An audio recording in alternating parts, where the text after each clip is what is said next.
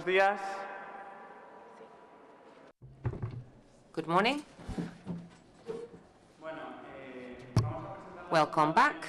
We're ready to start with the second block for this morning on gender violence and the media.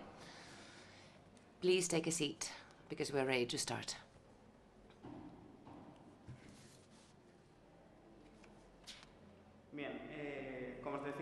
So, as I was saying, we're ready to start with the second block on gender violence and the media. And we have here with us our speaker, Nuria Varela, who is a journalist and writer in the socialist government with José Luis Rodríguez Zapatero. As a journalist, she helped with gender violence as an expert. And she was telling me that back in the days when gender violence was not considered a scourge in society anymore, that was the time. She has been a journalist and a special envoy for war situations, and she's also an expert in education with media studies, and I think she's going to give us a different perspective from that view. So she's going to tell us about the media, how they deal, or we deal, with gender violence, and maybe about the effect we can have. For instance, when we are told in the media that we shouldn't talk about suicide because somebody might be encouraged to commit suicide if we do it wrong. And we have heard for many years that if we tell people who might be thinking about killing a woman about another case, that might encourage them. I'm sure that Nuria's presentation is going to be truly enlightening. Thank you very much, and thank you for that kind introduction. I would like to start with a word of thanks for the CIBI, the International Society on Bioethics, to give a presentation in my homeland, which is not something that happens very often. I'm also very happy to be here because we're going to sit and talk together about gender violence, which, in my opinion, is our greatest problem right now as a society. That's why I want to thank CIBI for the choice of this subject. This is violence that women suffer just because we are women, for us to be submissive. We have seen a number of special traits and features yesterday and today, and one of them, or a number of them, would be that it's universal, that it's huge, that it's very difficult to suppress. It is very old. We can go back to the 10th century, 15th century, but it's still here in the 21st century. It happens everywhere, at all levels, and at a huge level.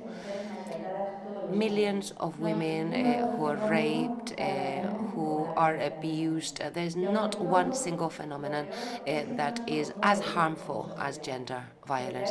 And still, as a society, we're not moved. If instead of figures, we were talking about faces, about names, about details of the lives and deaths of these women, it would be unbearable as human beings. It would be unbearable telling the story about all these women, about their lives and deaths. Or what is even worse, society is very disregarding talking about it. According to the Home Office Ministry, in 40 years, ETA, the terrorist organization, killed 829 people. But since, for the same period of time, in 15 years, in a lot shorter period of time, 970 people, women, have been killed in Spain. So in 40 years, we would be talking about over 2,700 women. But ETA was considered by society as a huge problem. So many resources, time, and political, social efforts have been poured into eradicating that violence. And what about the budget in 2016? It's only 0.016% of the state budget that is devoted to solve that problem. Why are we not moved by this violence? Because we have normalized it. We think it's kind of natural. Even women think so. And not even talking about symbolic violence that has been described very thoroughly in the previous block, but I would like to talk about sexist stereotypes because they remain the same. They seem impossible to change. We're not talking about anything old-fashioned. Stereotypes are still here. We still generalize on people because they belong to a particular group. If you are from Asturias, you're in a particular way. What about sexist stereotypes? Talking about violence against women and symbolic violence, those stereotypes are terribly harmful for women. For instance, if I talk about mother-in-laws, we quickly have a stereotype that comes to mind. Why are stereotypes so popular? Because they're very fast to recall. No matter what different types of mothers-in-law might be like, we quickly think of a stereotype that is immutable, unchanging. So I'm not going to go into this definition of symbolic violence because Elena has done that very well, but it's very different from economic, sexual, or psychological violence or physical violence. Symbolic violence is the binder, the glue that keeps misogynistic behavior in place. And the main feature of symbolic violence is that it's invisible, and that's why normalization is so normal. It seems that social inequality might be natural or normal because of it. And it doesn't even need a discourse to legitimize it. That's what women are like. You know what families are like. Those are the expressions that are laden with symbols. What happens when we naturalize and normalize situations? Well, that certain things seem invisible. We look at that picture and it seems quite normal. Those of us who are sensitive to symbolic violence, we wouldn't file a formal complaint about this picture, right? Women work outside the house and men do, sorry, and women look after people at home. And symbolic violence also means that certain things don't exist because we never see them. If you open a newspaper, you never see a picture like this. Older women working at an important meeting. So we normalize the situation that that doesn't exist. I have brought you a video clip that some of you might be familiar with, where Yolanda Domínguez, who works for Cuatro Minutos, the media, explains very well sexist stereotypes and how we think unbearable situations or even absurd situations are quite normal if they're out of their normal inverted commas context. If you're not familiar with Yolanda Domínguez, I recommend her and her work on symbolic violence. Let's watch the video.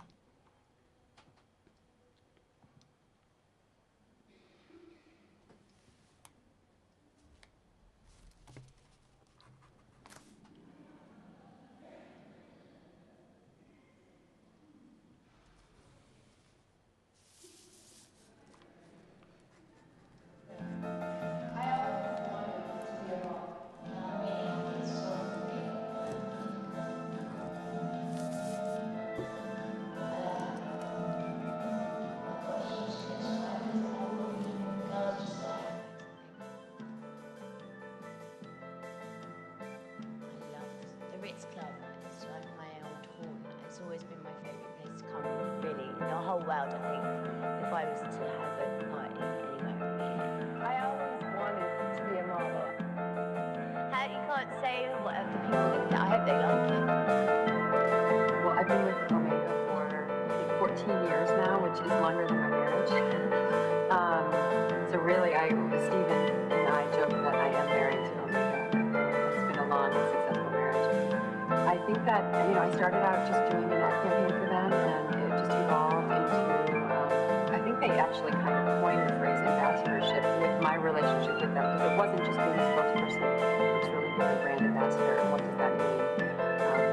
And I think that at the time, Omega was so well known. I always wanted to be a model. Watch and all these other, Seamaster or James Bond, but they didn't really have a face for the women's fashion watches, and I kind of helped bring that to light. Now I'm joined by Nicole Kidman and Jay-Z, so I mean, it's great. I always wanted to be a model.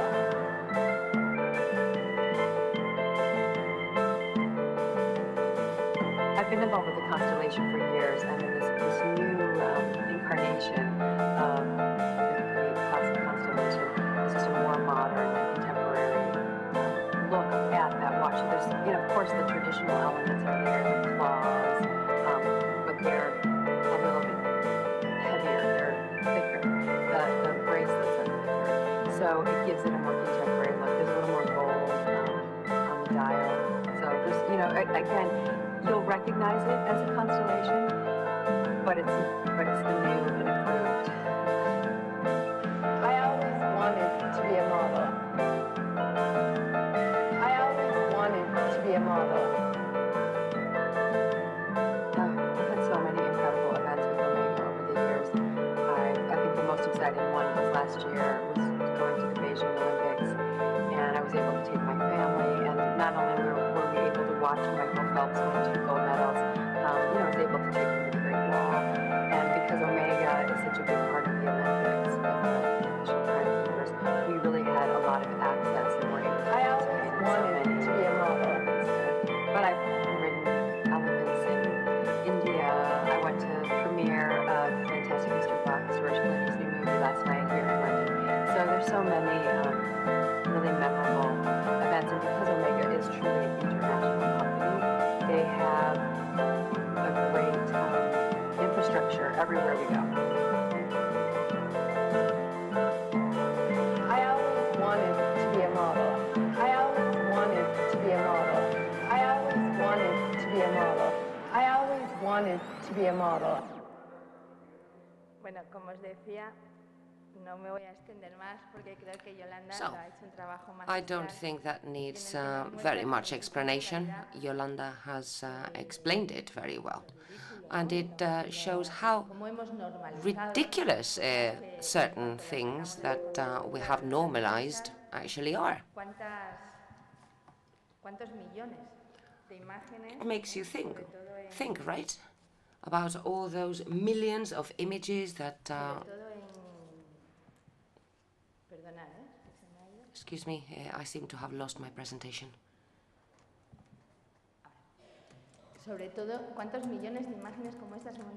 As I was saying, how many millions of images do we see in magazines, in media in general, until we think they're quite normal? I have also brought you something to remind us that we're not talking about the 1950s or the 1960s. This is a campaign that was addressed to younger audiences, children and adolescents. And we see those pictures. Girls are witches, boys are sportsmen. And look at that logo for the toilets, the public toilets. That's harassment, right? That was a campaign in 2015. Talking about normalization, if you search on Google for girls, this is what you get. These are the pictures you get in Google Images. Can you believe it? Can you believe that sexualization for those girls. There might be one or two at most pictures that actually have to do with childhood and being a girl. And what about boys?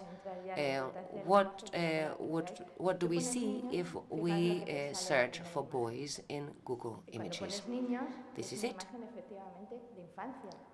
This looks like childhood, right? This looks like happiness and playfulness. There's no sexualization in that case. This is what search engines give us here and now. And just to remind us again how very modern these gender stereotypes unfortunately still are, I have brought you this video clip of a news program. Welcome to our pink world so that girls can make their dreams come true. For a day, they can be customers at this beauty salon. Yes, it's makeup and hairdressing. Makeup means hearts. Nail varnish is full of glitter, and you have the best magazines when you need to wait. Oh, I love my hands being done. Yes, because I want to be a true princess. The first franchise in Europe that has had over 90 applications in Spain. I could live in a castle like this. And then you have your catwalk so their audiences can enjoy the results. I will never forget, never in my life. It's a different way to celebrate a birthday or if you want to give them a special gift.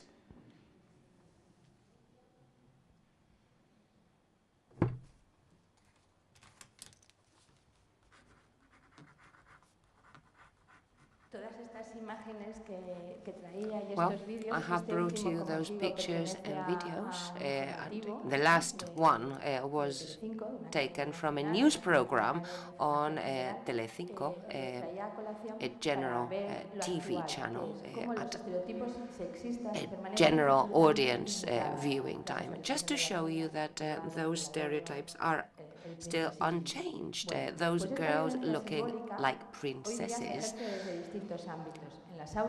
And this violence happens at school, at two particular areas there. The media reflecting the mainstream windows and then making their own messages, because media are not windows so we can see the world.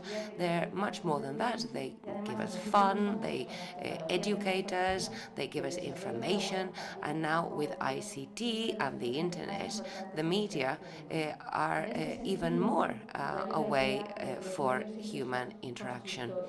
So the media are not just transferring information, they build information, and they also give power, not just economic power to their shareholders, but also power to those who are portrayed in the media. There is a symbolic capital that is transferred, and the media legitimize this symbolic culture. So, how can we possibly have these huge amounts of violence that we women still suffer in 21st democratic countries? Well, to answer that question, we need to study symbolic violence. We will find important clues there.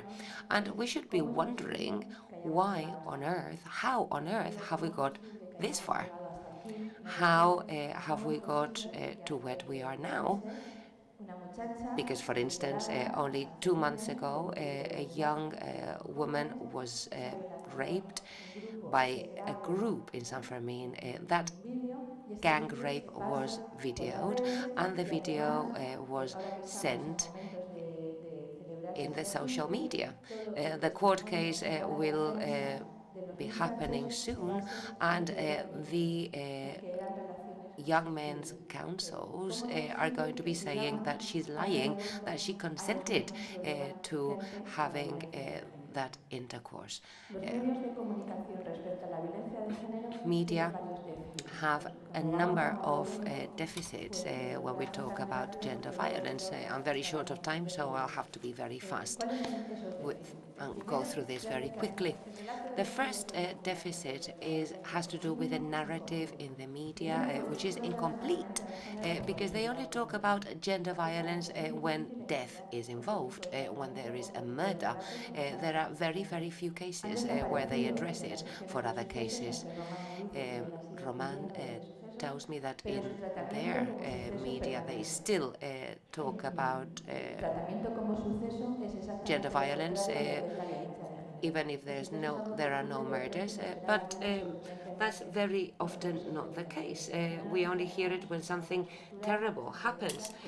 We never hear about this continuous structural violence. Violence against women is dealt with as something that has to do with women, and that's very much the narrative that we see. And there is an over-representation of victims,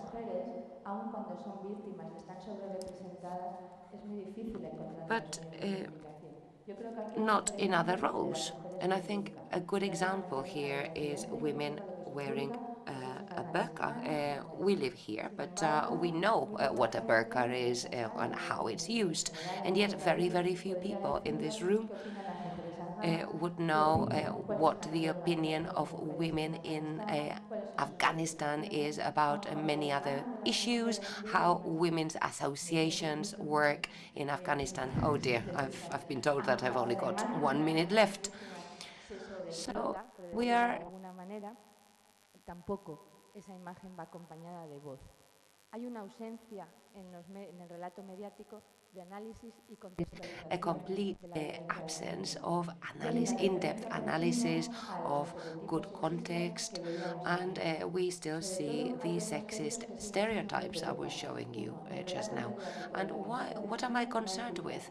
That nobody is blamed.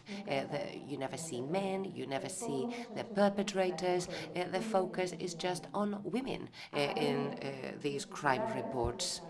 We see the headlines, something about perpetrators, when there is some reason for them not to be blamed or not so much.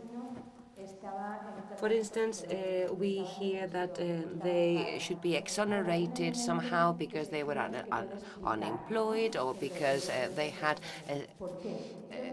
psychiatric treatment at that time. Why? Why? Because I think the media still can't find the reason for the crime, can't find why those crimes were committed. That's the main deficit, that they can't find the mobile, they can't find the line that joins gender violence and equality. And even in a good article about trafficking, and yet you keep turning the pages of that newspaper and you get to the advertisements on prostitution. So gender violence is only portrayed as a very small fragment, just the details. They never say that prevention that will cure it will be equality. There is no connection, I insist, between equality and gender violence in the narrative that we see in the media. Now, what sustains symbolic violence nowadays? Well, we're told that women are lying and girls lie too. That's the general message in the media. I have no time to explain it in depth, but I would like to at least show you this example that I find is particularly revealing. I don't know if you've heard about the 9-year-old girl who recorded with her mobile phone the sexual abuse she suffered from her father. This is 21st century, a democratic country with a girl who's 9 years old and knows that unless she records what her father is doing, nobody will believe her. I think that's a very clear example.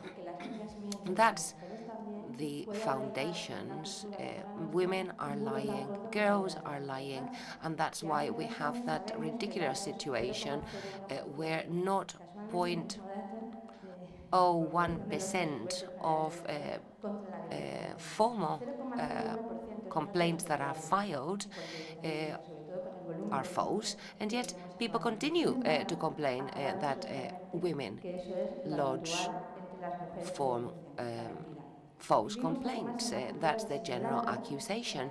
We have this pretense where the patriarchal system pretends they don't have a power, pretends that equality is here to stay, that's the veil that covers it all, and that where false narratives are built.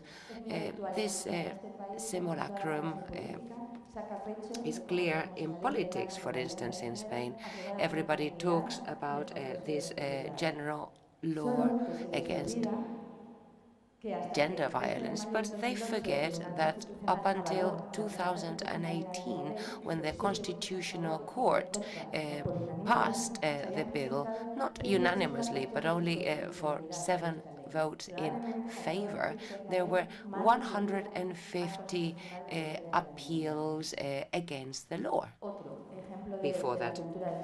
Let me give you another example of what I mean by this culture of sham.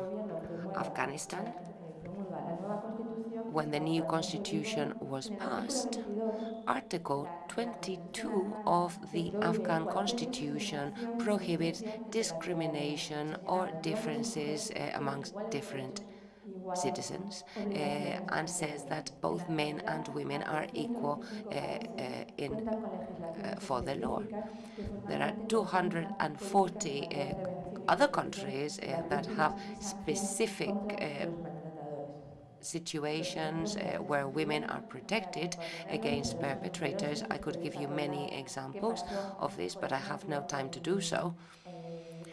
But let me just mention when David Campayo, a football player, threw a banana during a football game with Barcelona. He threw a banana to the Brazilian football player Dani Alvarez. That was a real scandal at that time. And it only took 48 hours for him to be condemned to prison. His club was fined. He couldn't play football again, professional football, for life. And yet, just a few days before that, a whole stadium, not one single individual, but a whole stadium full of people was shouting, Shakira is a whore. That patriarchal system at its most misogynistic by definition, right? So this was a crowd being misogynistic, and there was nothing was done. The club was not fined, and also at the Betis stadium, Ruben Castro had been accused for allegedly gender violence, and the stadium was shouting, Ruben Castro, we support you. She was a whore. You did the right thing. That's nothing to do with the official discourse where we're all supposed to be against gender violence. We have sexist language backing this situation. I have no time to address that. But what about the mandate for silence? Rebecca Scholmig describes that or defines it as silence is the patriarchal tool by definition. Supposedly, women had no right to formal education. That has been a claim since Mary Wollstonecraft. But we still have to continue with that struggle. We still ask to have a voice. And how does the patriarchal system respond to that? Well, by being violent. That's what we can see in hate conversations in the social media, when we are insulted, sometimes articles in the newspapers, the feeling that we might be invisible when we attend meetings, or people telling some of you, I'm sure, that we should be doing the washing up. It's the veil for equality is the sham, the blindness where we are still invisible women in history and the history of women. And finally, I would like to say something about structural or symbolic violence. How is the as if women didn't exist, or as if not, I call it. Elena said that very well. If you look at history books, it's as if women had never existed. Let me just give you an example. Looking at unemployment figures in August of this year in the region of Madrid, new unemployed, well, 95.5% of new unemployed figures in Madrid in August who were women. 95.5%. That piece of news was never published by the media. It's as if it didn't happen, as if recession didn't have a gender interpretation or a gender impact. That same month, in the city of Madrid, unemployment, 99% of the unemployed were women. And yes, I need to finish, but this is a hidden narrative. It's something that's not there. It's this culture of a simulacrum, and it's the culture of symbolic violence. I will just skip all the rest and go to the bottom.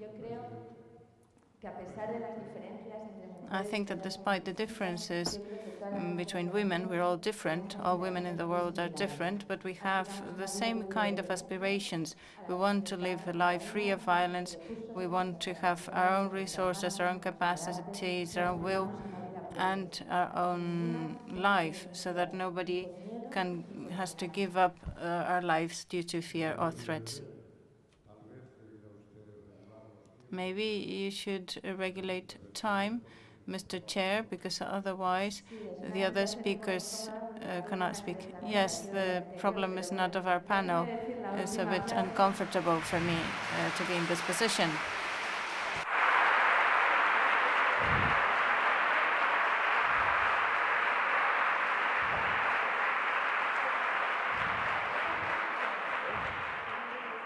Señor presidente, le prometo que Mr. Chair, in 1 minute I'll be over.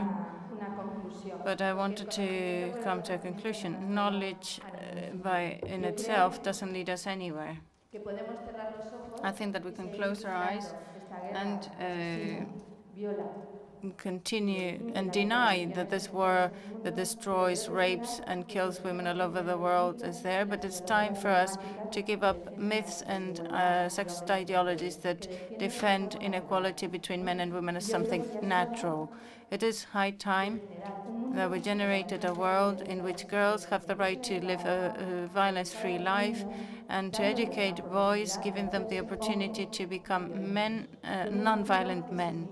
I imagine that we would undermine a large share of the structure of gender violence if we brought an end to the myth of romantic love, and that thinking that that girls have to be princesses is as bad as having boys warriors, and that in between pink and blue we have purple, and purple benefits everyone. We need to lift the veil of inequality, of silence, and face the lies of patriarchy. That's what we have to do, because we have to convince ourselves that having an audience doesn't allow us for survival, but our hope is to be rebellious, and as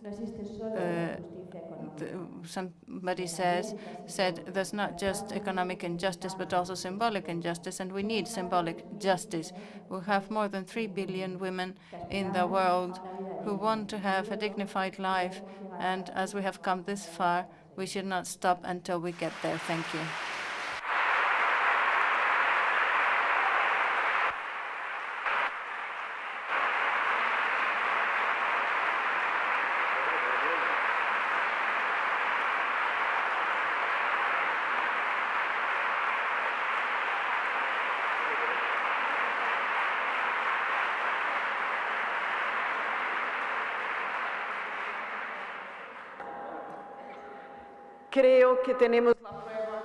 I think we've seen that she's very hardworking. I'd like to thank Nuria for her presentation. I'm sure that everybody has appreciated it very much.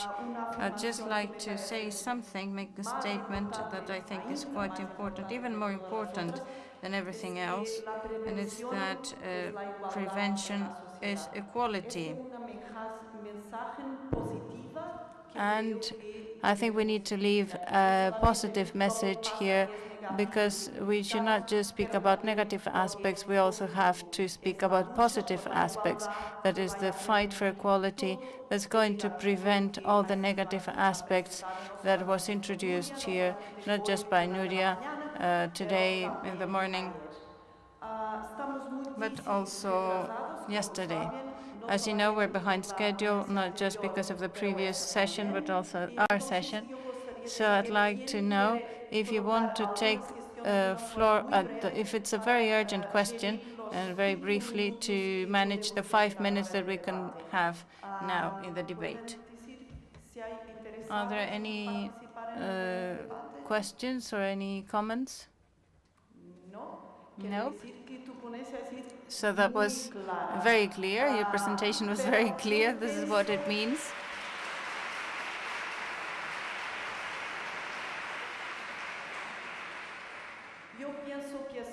But I think that having the chance to answer some questions is always satisfying. So if the president of the conference, I'll just ask you a single and brief question. What can journalists do in order to professionally fight against inequality? Because it is true that the codes of conduct of journalism speak for social justice, but it is also true that many times they say that we have to separate the facts from our opinions. And we need to always have an objective approach and a critical approach. So within those parameters, what can we do? And something else, very briefly. I'm always shocked that violence in teenagers is increasing. Does this mean that we are not evolving in society? Just very briefly, if you can answer me briefly. Yes, he asked me these questions, and two very complex questions, and she asked me to answer briefly. Let's see what I can do. Okay, journalists, what do they have to do to fight for equality? They have to be good journalists. I'm going to speak about gender violence in particular.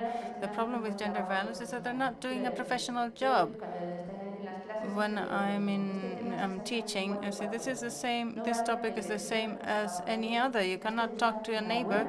You have to go for a good source, for a good information source. You cannot leave contextualization out. Any journalist, when we're working in any other topic, we work we never use we do not use the deprecating attitude towards the topic. If you remember BSE and the mad cow disease, I had to be in Galicia, the neighboring region, doing a lot of reports. And the day after, everybody knew about spongiform encephalopathy. And this is really difficult to pronounce. And what we learned about that, and we learned about what it meant. This is our duty.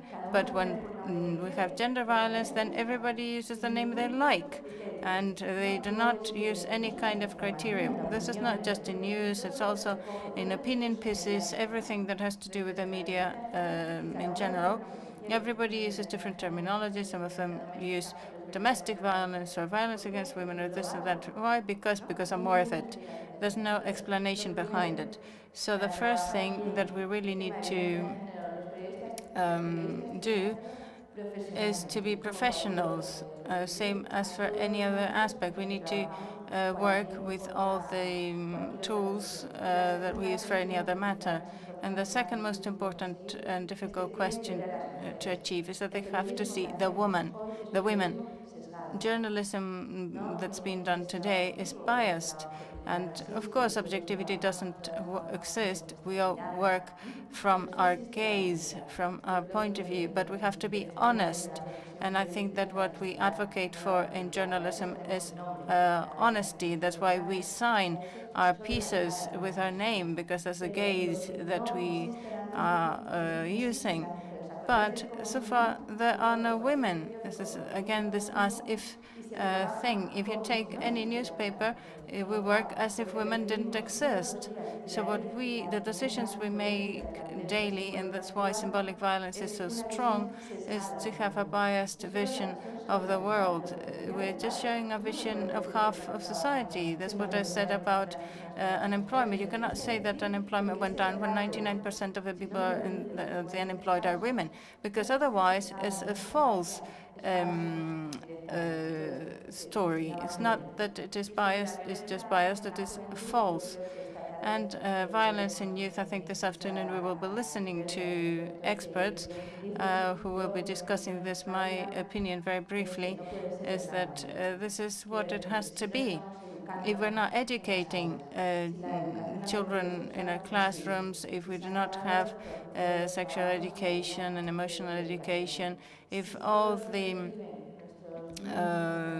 information, the impulses that they receive, is this kind of media narrative. Girls are hypersexualized since they're 6 or 7 years of age. If you have children and you look at the TV programs and cartoons for children for those ages, we see that. So that is what we're getting. There's no way around it, because today the world is bluer and pinkier than before. In my generation, we had a red bike for everyone, boys and girls in the family and in the neighborhood. We shared that bike. But today, all girls have a bike that's pink, with a pink helmet and with knee protection, etc. Everything is separated. Everything is far more sexist. And it is far worse than in previous years. So when we see how violence increases in teenagers and in their first relationships, that's logical, because we're not doing anything to stop it. Okay, so we have to be hopeful about the future. I think that this conference about this very important issue is a very important step forward to change the situation in which we're in, and to have a more egalitarian society with men and women. Thank you very much, Nuria, and we are going to move to the next panel.